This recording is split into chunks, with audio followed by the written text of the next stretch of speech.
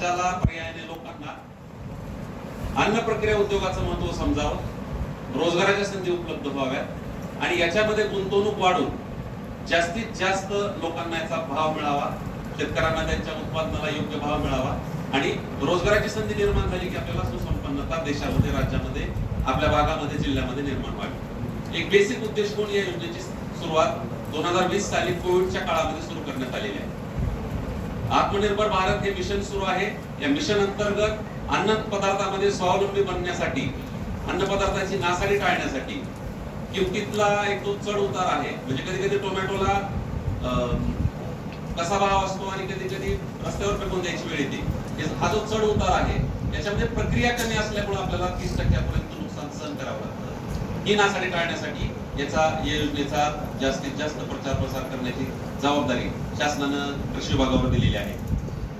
या योजनेची सुरुवात 2020 साली झाली. या योजनेमध्ये 3 शब्द आहेत.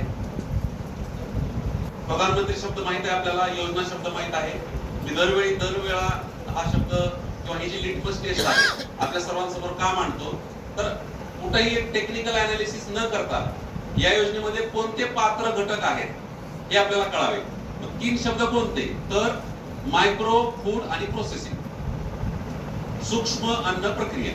म्हणजे आपण आपल्या कार्यक्षेत्रामध्ये काम करत असताना कुठला युनिट याच्यामध्ये पात्र आहे, कुठला युनिट याच्यामध्ये पात्र नाहीये, किंवा कशाला याच्यामध्ये अनुदान मिळू शकतं, कुठल्या गोष्टीला याच्यामध्ये अनुदान मिळू शकत नाही, असे बरेच प्रश्न, बरेच कन्फ्युजन, संभ्रम निर्माण होतात. आणि मग टेक्निकल कुठल्याही गोष्टीमध्ये न जाता, कारण आपल्याला गाव लेवलला, लोकल लेवलला ही गोष्ट त्या लाभार्थ्याला समजून सांगायची असते. तर मी ती एक लिटमस टेस्ट आपल्या सर्वांसमोर ठेवतो. ती लिटमस टेस्ट या 3 शब्दामध्ये आहे, मायक्रो, फूड आणि प्रोसेसिंग. मायक्रो म्हणजे काय, कोणी बोलू शकेल का? थोडं फास्ट ओळखायचं आपल्याला, कारण वेळेचा थोडा अभाव आहे. सूक्ष्म. मायक्रो म्हणजे काय? नाही, त्याला स्मॉल म्हणतो. मायक्रो म्हणजे अति लहान किंवा सूक्ष्म. त्याचा मराठी अर्थ आपल्या योजनेमध्ये आहे सूक्ष्म. पण उद्योगाच्या भाषेमध्ये आता सध्या डेफिनेशन बदलले, पण टेंटेटिव्ह आपण ज्या काळामध्ये ही योजना बनली त्याच्यामध्ये बघायला गेलं तर 1 कोटीपेक्षा कमी गुंतवणूक असलेला उद्योग म्हणजे मायक्रो उद्योग. दुसरा शब्द आहे फूड. फूड म्हणजे काय? जे खाऊ शकतो, जे पिऊ शकतो, ज्याचा खाद्यपदार्थामध्ये, खाण्यापिण्यामध्ये आपण वापर केला जाऊ शकतो. इथं कुठंही ह्युमन फूड म्हणलेला आहे का? मग याचा अर्थ काय की हे कॅटल फीड असू शकतं, जनावरांचं खाद्य असू शकतं, पेट फीड असू शकतं, पोल्ट्री फीड असू शकतं. तिसरा शब्द आहे प्रोसेसिंग, प्रक्रिया. प्रक्रिया म्हणजे काय? त्याच्यात काहीतरी कच्च्या मालापासून पक्का माल बनवले, त्याचं काहीतरी व्हॅल्यू ऍडिशन करणे, त्याचे वापर वाढवणे, त्याची ड्युरेबिलिटी वाढवणे, त्याच्यात व्हॅल्यू ऍडिशन करणे. म्हणजे दुधापासून ताक, दही, लोणी अशा पद्धतीचं व्हॅल्यू ऍडिशन. या एकत्रित 3 शब्दांची पूर्तता जो व्यक्ती करेल तो व्यक्ती एक ढोबळ मानाने या योजनेमध्ये पात्र आहे. एक जनरल डेफिनेशन आपल्याला समजून सांगायचं म्हणलं, तो मायक्रो युनिट असावा, तो फूड प्रोसेसिंग युनिट असावा. 1 कोटीच्या पुढे गेलं तरी काही गोष्टी आपल्याला त्याचा लाभ घेता येऊ शकतो. फक्त अट एक आहे की तो फूड प्रोसेसिंग पाहिजे, तो अन्न प्रक्रिया उद्योग पाहिजे. आपल्याला कोणी विचारलं की आमचा उद्योग याच्यामध्ये पात्र आहे का, त्याचे काही अपवाद आहेत, त्याचे काही नियम अटी आहेत, त्याच्या काही इतर अजून टेक्निकल गोष्टी आहेत, परंतु ढोबळ मानाने ही 3 शब्दांची लिटमस टेस्ट आपण प्रत्येक चौकशीला, प्रत्येक प्रमोटरला, प्रत्येक लाभार्थ्याला विचारू शकतो आणि त्याला इन्स्टंट त्या जागेवर त्याला त्याचं उत्तर देऊ शकतो. या योजनेमध्ये 6-7 घटक आहेत. म्हणजे आपण बऱ्याच योजना राबवतो, प्रत्येक योजनेचे घटक आपल्याला माहित असतात. कुठल्या घटकाखाली आपल्याला अनुदान घेता येऊ शकतं, कुठल्या घटकाखाली येऊ शकत नाही. मग या योजनेचे इतर योजनांसारखे 6-7 घटक आहेत. 7 घटक आहेत, परंतु एक घटक हा जनरल लाभार्थ्यांसाठी उपलब्ध नाहीये, ट्रेनिंगचा. त्यासाठी जिल्हा लेवलला एक संस्था नेमलेली आहे, त्याच्या मार्फत त्याचं ट्रेनिंग होतं. त्याचा 100% खर्च सरकार उचलतं आणि मग त्या ट्रेनिंग मध्ये लाभार्थ्यांचं ट्रेनिंग होतं, त्या ट्रेनिंग मध्ये डीआरपीचं ट्रेनिंग होतं, त्याच्यामध्ये अधिकारी वर्गाचं ट्रेनिंग होतं. बारामती केव्हीके असेल किंवा मांजरा केव्हीके लातूरचं असेल, याच्यामध्ये आपल्या जिल्ह्याचं आणि राज्याचं बऱ्यापैकी ट्रेनिंग झालेलं आहे किंवा इथून पुढे पण होणार आहे. मग हे 6 घटक आहेत त्याच्यामध्ये आपल्याला या योजनेअंतर्गत लाभ घेता येऊ शकतो. पहिला घटक आहे वैयक्तिक लाभार्थी, इंडिव्हिज्युअल अप्लिकेशन.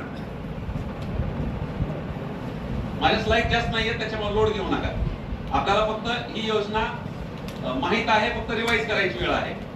वैयक्तिक लाभार्थी घटकामध्ये आपण काय पाहतो की कुठलाही व्यक्ती, तो शेतकरी असला तरी चालेल, नसला तरी चालेल, त्याच्या नावावर जमीन असली तरी चालेल, नसली तरी चालेल, तो कुठल्या जातीचा असेल, कुठल्या धर्माचा असेल, आपल्याला देणं घेत नाही. तो गावात राहतो, तो शहरात राहतो, तो तालुक्यात राहतो किंवा तो महानगरपालिकेमध्ये राहतो, याच्यामध्ये कुठलाही फरक नाही. साहेबांनी मग ज्या 2 योजनांचा उल्लेख केला त्याच्यामध्ये ग्रामीण शहरी असं थोडा बऱ्यापैकी केलेला आहे. या योजनेमध्ये भलेही कृषी विभागाची योजना असेल तरी ग्रामीण शहरी नाहीये, शेतकरी नॉन शेतकरी अशी कुठलंही बायफर्केशन केलेलं नाही. बऱ्यापैकी एक असं असू शकतं की कृषी विभागाची योजना आहे त्यामुळे 7/12 नावावर असणे किंवा शेती असणे बंधनकारक आहे असं वाटू शकतं, परंतु ती गोष्ट मी प्रकर्षानं आपल्या निदर्शनास आणून देतो की शेतकरीच पाहिजे अशी कुठलीही अट या योजनेमध्ये नाहीये, भलेही ही योजना कृषी विभाग आपल्याला राबवत असलं तरी. त्यामुळे कुठलीही व्यक्ती मायक्रो फूड प्रोसेसिंग युनिट सुरू करत असेल, सूक्ष्म अन्न प्रक्रिया उद्योग सुरू करत असेल किंवा चालू असलेल्या युनिटला मॉडर्नाइज करत असेल, त्याच्यामध्ये कॅपॅसिटी वाढवत असेल, मशिनरी ऍड करत असेल, त्याचं काहीतरी अपग्रेडेशन करत असेल आणि तो व्यक्ती बँकेचं लोन करून जर ती गोष्ट पूर्ण करत असेल तर या योजनेअंतर्गत त्या व्यक्तीला, त्या लाभार्थ्याला लाभ अनुदान आहे. म्हणजे किती आहे तर त्यांनी केलेल्या गुंतवणुकीच्या 35% आणि जास्तीत जास्त 10 लाख. वैयक्तिक घटकांतर्गत हा लाभ घेता येऊ शकतो. आणि आपल्या इतर म्हणजे 5 घटकांपेक्षा आपलं वैयक्तिक घटकांवर जास्त फोकस आहे, का तर या योजनेचा उद्देशच तो आहे. मोठ्या उद्योगांसाठी 1 कोटीपेक्षा जास्त इन्व्हेस्टमेंट असलेल्या उद्योगांसाठी इतरही बऱ्याच योजना आहेत ज्या बऱ्याच दिवसांपासून सुरू आहेत. या योजनेचा मुख्य उद्देश आहे की रोजगाराची संधी निर्माण करणे. लोकल लेवलला आपल्याला काहीतरी ब्रँड डेव्हलप करायचे, लोकल लेवलला आपल्याला बेरोजगार लोकांना हाताला काम निर्माण करायचे, इन्व्हेस्टमेंट वाढवायची आणि लोकल लेवलला त्याचं प्रोडक्ट जर निर्माण झालं, ब्रँड निर्माण झालं तर कदाचित मोठ्या ब्रँडची मक्तेदारी संपून कमी भावामध्ये आणि जास्त सरप्लस लोकांना राहून सुद्धा आपल्याला सुरक्षित अन्नपदार्थ खायला मिळू शकतात. हा उद्देश आहे. वैयक्तिक घटकांतर्गत लाभ देण्यासाठी काय की DRP ची नेमणूक केलेली आहे. प्रत्येक जिल्ह्यामध्ये 20-20 लोक नेमलेले आहेत. आपल्या जिल्ह्यामध्ये बऱ्यापैकी लोक नेमलेले आहेत, बऱ्यापैकी लोक ऍक्टिव्ह आहेत. त्यांच्याकडून त्याचं एक मार्गदर्शन किंवा एक हँड होल्डिंग सपोर्ट लाभार्थ्यांना, जे प्रमोटर इच्छुक आहेत त्यांना केला जातो. सुरुवात कशी होते तर या योजनेचा प्रचार प्रसार गाव लेवलला जे इच्छुक आहेत त्यांच्यापर्यंत गेला पाहिजे. त्यानंतर त्यांचे जे काही डॉक्युमेंट असेसमेंट आहे किंवा त्याची जी तयारी आहे ती तयारी झाल्यानंतर आपल्या या योजनेचे पोर्टल आहे, ते पोर्टल वर त्यांचा अर्ज करून घेणे अपेक्षित आहे. त्या पोर्टलला जी इन्फॉर्मेशन लागते, कुठल्या बँकेचं लोन करतोय त्या बँकेचे डिटेल्स लागतात, इतर काय कागदपत्र लागतात, या संदर्भातली पूर्ण माहिती भरल्यानंतर तो जो काही ऑनलाईन अर्ज आहे तो अर्ज DRP च्या लॉगिन मध्ये दिसायला सुरू होतो. DRP योजनेचे मार्गदर्शक तत्व जे आहेत, गाईडलाईन जे आहेत, त्या पद्धतीने ते तपासून DLC ला, डिस्ट्रिक्ट लेवल कमिटीला ते प्रकरण फॉरवर्ड करतं किंवा रिकमेंड करतं. मग DLC ते रिकमेंड केलेलं प्रकरण तपासते, जे काही गाईडलाईन तत्व आहेत त्यानुसार, आणि ते प्रकरण बँकेकडे पाठवते आणि मग बँक लोन सँक्शन होतं. बँक लोन सँक्शन झाल्यानंतर त्या प्रकरणाची उभारणी केली जाते आणि मग त्यानंतर प्रकल्प सुरू झाल्यानंतर त्याच्यामध्ये त्याला अनुदानाची बँकेकडून पूर्तता केली जाते. बँक सरकारला अनुदान मागून घेते आणि आपलं जे काही 35% अनुदान आहे ते बँकेमध्ये जमा होतं. ते 3 वर्षासाठी लॉक असतं. आपला युनिट 3 वर्ष सुरू राहिल्यानंतर ते प्रकरण त्याच्यामधून म्हणजे लोनची अमाऊंट तेवढ्या रुपयांनी कमी केली जाते किंवा जर काही कमी बॅलन्स असेल तर ते आपल्याला डिस्बर्स केलं जातं. अशा पद्धतीची वैयक्तिक लाभार्थ्याची एक प्रोसेस आहे. वैयक्तिक लाभार्थी या घटकावर आपण जास्त वेळ फोकस करणार आहोत. याच्यामध्ये दुसरे 2-3 विषय येतात की लोन घेणं बंधनकारक आहे का? तर होय, लोन घेणं कंपल्सरी आहे, बंधनकारक आहे, कारण ही योजना क्रेडिट लिंक आहे आणि बॅक एंडेड आहे. म्हणजे लोन घेतलं तरच आपण या योजनेमध्ये लोन अनुदान घेण्यासाठी पात्र आहात आणि या योजनेच्या मंजुरीनंतरच लोन सँक्शन झालं पाहिजे. त्या बँकेचा IFSC कोड पाहिजे, ती बँक आपल्या पोर्टलवर ऍक्टिव्ह पाहिजे आणि त्या बँकेचे म्हणजे बऱ्याच वेळेला DCC बँक किंवा इतर कोऑपरेटिव्ह ज्या बँका आहेत त्या बँकांसोबत बऱ्याच वेळेला अगोदरच बोलणं करून घेणं गरजेचं आहे की या योजनेमधून लाभ त्यांना देता येतो का किंवा कसं, याबाबत त्यांना विचारणा करावी लागेल. दुसरा घटक तसाच आहे, ग्रुप अप्लिकंट. त्याच्यामध्ये बचत गट असेल, फार्मर प्रोड्युसर कंपनी असेल किंवा कोऑपरेटिव्ह सोसायटी असेल, वैयक्तिक सारखाच ते सेम लाभ घेऊ शकतात त्या गटाच्या, त्या कंपनीच्या आणि त्या सोसायटीच्या नावाने. त्यांनाही तीच प्रोसेस फॉलो करावी लागेल, अर्ज करावा लागेल. त्यांनाही 35% जास्तीत जास्त 10 लाख रुपयापर्यंत अनुदान मिळू शकतं. तिसरा घटक येतो सीड कॅपिटल म्हणून. सीड कॅपिटल म्हणजे ज्या महिला बचत गटामध्ये ऍक्टिव्ह आहेत, गृह उद्योग किंवा लघु उद्योग करणार आहेत, त्यांना त्यांचे भांडे, इक्विपमेंट जे काही घरी छोट्या मोठ्या गोष्टी लागतात म्हणजे व्यवसायासाठी, त्यासाठी सॉफ्ट लोन म्हणून जास्तीत जास्त 40,000 रुपयापर्यंत कमी व्याज दरावर लोन देण्यात येतं. याची अंमलबजावणी मात्र रेग्युलर कृषी विभागापेक्षा MSRLF च्या माध्यमातून केली जाते. त्याची परतफेड आपण 10 कोटीपर्यंत प्रस्ताव करू शकतो. त्याच्यामध्ये तुम्ही 35% अनुदान, जास्तीत जास्त 3 कोटीपर्यंत आपण अनुदान घेऊ शकतो. अशी कुठली फूड प्रोसेसिंग ऍक्टिव्हिटी ज्याच्यामध्ये स्वतःसाठी कॅपॅसिटी, इतरांसाठी हायरिंग चार्जेसवर देण्यासाठी कॅपॅसिटी, मशिनरी, स्टोरेज देण्याची तयारी असलेला कुठलाही घटक, परंतु याच्यामध्ये वैयक्तिक घटकाला प्राधान्य नाहीये. अगोदर सुरुवातीला होतं, परंतु याच्यामध्ये कोऑपरेटिव्ह सोसायटी, बचत गट आणि फार्मर प्रोड्युसर कंपनी या तिन्हीपैकी एकालाच त्याच्यामध्ये अलाउड केलेला आहे. याच्यामध्ये आपण 3 कोटीपर्यंत लाभ घेऊ शकतो. म्हणजे 1 कोटीपेक्षा पुढे ज्यांची प्रोजेक्ट कॉस्ट आहे ते. इन्क्युबेशन सेंटरचा तसाच विषय आहे. याच्यामध्ये आपण 3.5 कोटीपर्यंत लाभ घेऊ शकतो. याच्यामध्ये सेवाभावी संस्था सुद्धा लाभ घेऊ शकते. इन्क्युबेशन सेंटर उभवून घेतलं. आणि 6वा आणि शेवटचा घटक असं मला म्हणता येईल की हे सर्व प्रोडक्शन केलेलं कुठेतरी विकावं लागेल. म्हणजे आज मी एखादं एक थोडं विषयांतर होते, परंतु इक्री सॅटनं ज्या माटेफळ गावाचा उल्लेख केला, ज्या गावामध्ये काम केलं, त्या गावचा मूळचा मी आहे. सो इक्री सॅटला मी गेल्या 2-3 वर्षापासून ओळखतो. त्यांच्या मीटिंग्स, त्यांनी काय काम केलं, त्यांनी गावामध्ये कशा पद्धतीने काम केलं, या पद्धतीची मी एक आठवड्याचा हाल बघितलेला आहे. आमच्याही शेतामध्ये काही त्यांची बंधारे वगैरे बनलेले आहेत, पाणलोटसाठी वगैरे त्यांनी केलेलं आहे आणि त्यांचं चांगलं काम गावामध्ये बघितलं आहे. सो अन्न प्रक्रिया उद्योग या योजनेसंदर्भात बोलण्याच्या अगोदर या क्षेत्रातली माहिती आणि आमच्या गावाचे काम झालं ते इथं बघायला मिळणं हा एक योगायोग मी समजला. तसंच काय असतं की त्यांचं जे ब्रँडिंग आहे, म्हणजे ब्रँडिंग मधून त्याची आपल्याला लिंक लागली होती की त्यांचं नाव एवढं मोठं आहे की आपल्याला 100 पैकी 100 मार्क त्यांना द्यावे लागले. सो कधी देतात ते म्हणजे इक्री सॅटच्या नावाची एवढी क्रेज का? मला त्या ब्रँडिंगवर यायचं का, तर त्यांनी त्यांना इस्टॅब्लिश केलेलं आहे, त्यांनी तेवढे कामं केलेली आहे, त्यांनी तेवढं त्याच्यामध्ये व्हॅल्यू क्रिएट केलेली आहे. परंतु समजा आपण एखाद्या छोट्याशा गावामध्ये एखादे वेफर्स बनवतोय किंवा समजा आपण छोट्या काही कुठल्या गोष्टी बनवतोय, आपल्याला तेवढ्या लेवलची ब्रँडिंग करता येईल का? समजा काही महिला आहेत तिथं, समजा त्यांनी आपल्याला मसाला बनवायचा, चटणी बनवायचं, काहीतरी आपल्याला याच्यामध्ये ऍक्टिव्हिटी सुरू केली, जास्तीत जास्त किती ब्रँड डेव्हलप करू शकतील त्या?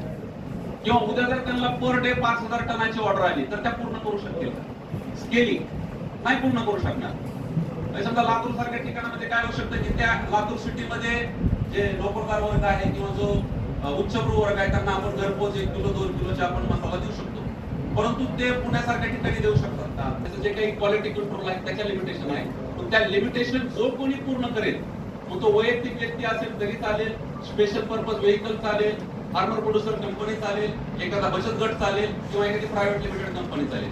जो कोणी ही सर्व अरेंजमेंट करेल, सर्व लोकांकडून तो मटेरियल गोळा करेल, प्रोड्यूस करून घेईल आणि पुढे एका नावाने, एका ब्रँड खाली, एकाच क्वालिटीमध्ये स्वतःच्या पुढे विकेल, स्केलिंग करेल, ऍग्रिगेशन करेल, त्या व्यक्तीला ब्रँडिंग आणि मार्केटिंग या घटकाखाली आपल्याला 50% अनुदान देता येतं. म्हणजे त्याचं काही स्केलिंग फिक्स नाहीये, परंतु ती जस्टिफाय करावी लागेल टेक्निकली की कॉस्ट कशाचे आहे, डिस्ट्रीब्युशन चॅनल कसे आहेत त्यांचे, गोळा करण्याची यंत्रणा कशी आहे, स्टोरेजची यंत्रणा कशी आहे, पॅकिंगची यंत्रणा कशी आहे, ब्रँडिंग मार्केटिंगचे घटक, त्याचे रेट्स, त्याचे गव्हर्नमेंट रेग्युलेटरचे रेट, अशा पद्धतीने प्रस्ताव सादर करावा लागेल. हा प्रस्ताव मात्र किमान पुढचा पाहिजे, त्याच्या आतला प्रस्ताव आपल्याला अलाउड नाही. मला वाटतं वैयक्तिक घटकामध्ये 1 लाखाच्या आतले प्रस्ताव पण अलाउड नाहीये. 1 लाखाच्या पुढे 1 कोटीपर्यंत आपण वैयक्तिक मध्ये घेऊ शकतो. 1 कोटीच्या पुढे घ्यायचं असेल तर कॉमन इन्फ्रास्ट्रक्चर फॅसिलिटी आपल्याला चांगलं परवडेल. आणि त्यानंतर जर त्याच्यामध्ये ब्रँडिंग मार्केटिंगचे घटक असतील, आपल्याला त्याच्यामध्ये ऍग्रिगेशन करायचं असेल तर आपल्याला ब्रँडिंग मार्केटिंग या घटकाखाली 50% अनुदान आहे. ब्रँडिंग मार्केटिंगचं उदाहरण द्यायचं म्हणलं तर लिज्जत पापड आपल्याला सर्वांना माहित असेल. त्याच्यामध्ये लिज्जत पापड स्वतः पापड बनवत नाही, ते महिलांकडून बनवून घेतात आणि ते त्यांच्या मार्केट ब्रँडच्या नावाखाली विकतात. तशा पद्धतीची ऍक्टिव्हिटी म्हणजे ब्रँडिंग मार्केटिंग विषय आहे. आणि 7वा घटक विषय एवढं म्हणलं होतं त्या पद्धतीनं असं जे ट्रेनिंग किंवा कार्यशाळा किंवा इतर जे घटक असतात ज्याच्यामध्ये प्रशिक्षणाची, हँड होल्डिंग सपोर्टची किंवा कॅपॅसिटी बिल्डिंगचे जे काही विषय असतात, प्रोग्राम असतात, त्याचे जे काही खर्च असतात त्याचा 100% खर्च सरकार उचलतं. या योजनेची अंमलबजावणी कृषी विभागामार्फत जरी करत असलं तरीही उद्योग विभागाचं एक काम कशीवाद करतोय, एक अशी माझी एक आतून भावना आहे. आणि याच्यामध्ये काही अडचणी आहेत, याच्यामध्ये काही फ्लॉ आहेत, याच्यामध्ये काही प्रॉब्लेम्स येत आहेत, त्याच्याबद्दल जर आपल्याला कोणाला काही विचारायचं असेल तर आपण याच्यामध्ये बोलू शकतो. जास्त वेळ मी घेत नाही. लाभार्थी आयडेंटिफाय करायचे, त्यानंतर डॉक्युमेंट तयार करायचे, ऑनलाईन पोर्टलला ऍप्लिकेशन करायचे, लोन घेत असताना बँकेकडून काय रिक्वायरमेंट येतात त्याबद्दल सहकार्य करायचे, ऍप्लिकेशन करण्याबद्दल सहकार्य करायचे. Next capacity building, monitoring, reporting. आणि मगाशी कदम साहेब म्हणल्याप्रमाणे जोपर्यंत लोन सँक्शन होत नाही तोपर्यंत डीआरपी ला असलं काही आपल्याला अनुदानाची तरतूद नाहीये. लोन सँक्शन झाल्यानंतर 10,000 रुपयाचा पहिला हप्ता आणि तो युनिट इन्व्हेस्टमेंट करून सुरू झाल्यानंतर त्याचं एमआयएस पोर्टलला फॉर्मलायझेशन केल्यानंतर 10,000चा दुसरा हप्ता, असे एकूण 20,000 रुपये मानधन म्हणून प्रत्येक डीआरपी ला दिले जाणार आहे. त्या पद्धतीनं डीआरपीची संख्या, त्यांनी ऍप्लिकेंटची संख्या, लाभार्थ्यांची संख्या, याच्यामध्ये एक चांगलं काम होऊ शकतं आपल्याला. प्रोजेक्ट रिपोर्ट हा सगळ्यात महत्त्वाचा घटक आहे. मी याच्यामध्ये जास्त काही बोलत नाही. मी सगळ्यात शेवटी येतो.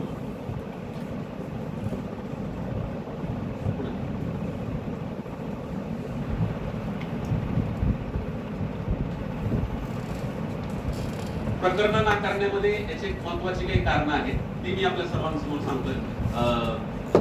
बँकेचे साहेब बसलेत, परंतु त्यांच्या परवानगीने काही विषय मांडतो मी. कारण सीए असल्यामुळं काही गोष्टी अशा जाणवल्या. मी लातूर आणि धाराशिवचा ऑफिशियल डीआरपी आहे, म्हणजे मी काही प्रोजेक्ट कमी केलेले आहेत, परंतु कोविड मध्ये गावीच असल्यामुळं बऱ्यापैकी थोडं लातूरकडे येणं जाणं जास्त झालं होतं. त्या अनुषंगाने मी नेमणूक घेतली होती. आणि इतर पण आम्ही प्रोजेक्ट फायनान्स मध्ये इतर सबसिडी मोठ्या प्रकरणांमध्ये काम करत असल्यामुळं लोनची प्रकरणं करत असताना मेजॉरिटी काय अडचणी येतात हे आम्ही रोज पाहतोय. आणि या योजनेची बेसिक अट आहे की लोन पाहिजे.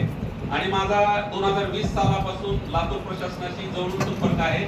आपलं जिल्हा मागे असण्याचं मूळ कारण लोन सँक्शन हे आहे.